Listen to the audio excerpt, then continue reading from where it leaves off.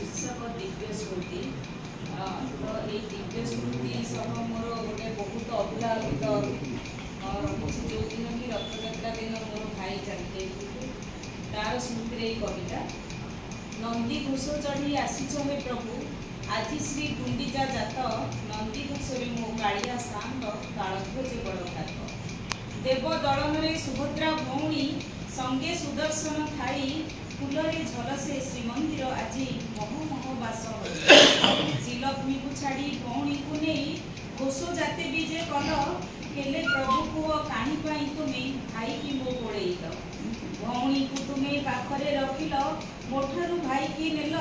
बीती गला आज 26 बरस मन मोर कल बल बही जाए आज लोककर बन्या मन हुई अथय भेट हेब केबे ता साथे मोहर पछी पछे अश्रुधार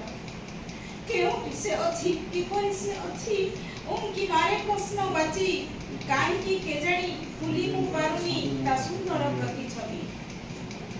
दिव्य स्मृति तार भासिया सुअछि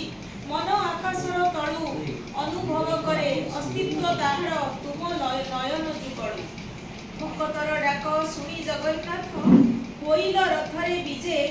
तुमको देखिले देखे मु ताहाकु स्वप्न आखि मोर खोजे राखी पूर्णमी रे बांधुची राखी मु तुमरी हाथरे प्रभु तुमरी पयरे तुमरी परसे परम आनंद लगु तुम चिंतामणि भवतरिंगिणी चिंता फेड़ सभी कर सत बुद्धि दियो सत पति दियो पोछि दियो अश्रुधार पोछि दियो अश्रुधार।